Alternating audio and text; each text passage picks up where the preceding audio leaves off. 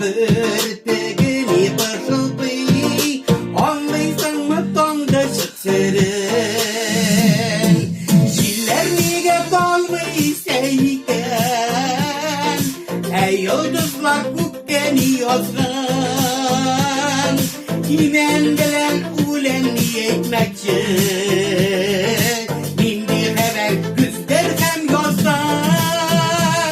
Şiller nige dolmayı seyken, ey yıldızlar kukkeni yazgan. İmen bilen ulen yetmekçi, indi haber güzler hem yazdan.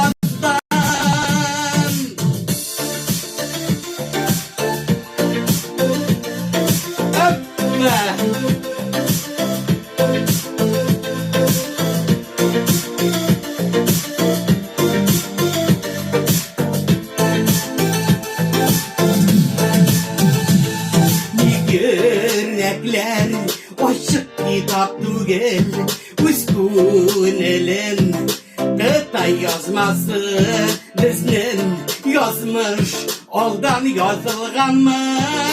Dahi tugel nikul yazmışım.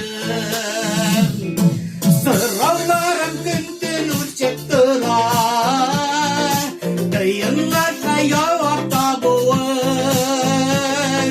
Bilgen sayın bilmegenlik ortak, yakınlarda bayan sınavın.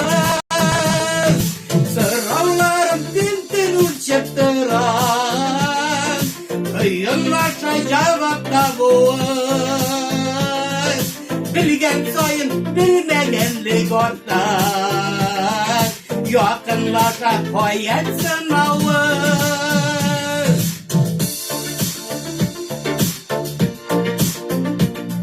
Yongır şavın tırnağın var mı? Bilesin mi tamşılar dilin? Hoppak vardır digini pışıltı, anlıyorsun mu? Dondu şıksırın.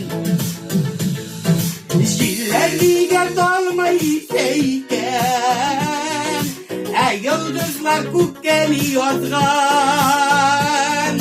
İmen bilen ulen niyetmekçi,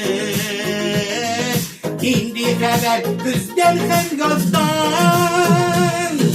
Şiller lige dolmayı seyken, ey yıldızlar kukkeni yazgan. İmen bilen ulen niyetmekçi, indi haber güzden hem yazdan. Nindi haber soňul güzden hem yazdan. Lidia Sagidulina mine şunday mattur jır sözleri yazıp birde Lidia Vahitova mattur ittirip köy yazdı. Rayan Abdulin aranjirovka işlep mine yaňa gına yazdırıp Ufada koýtdym. Bu birinçi proba.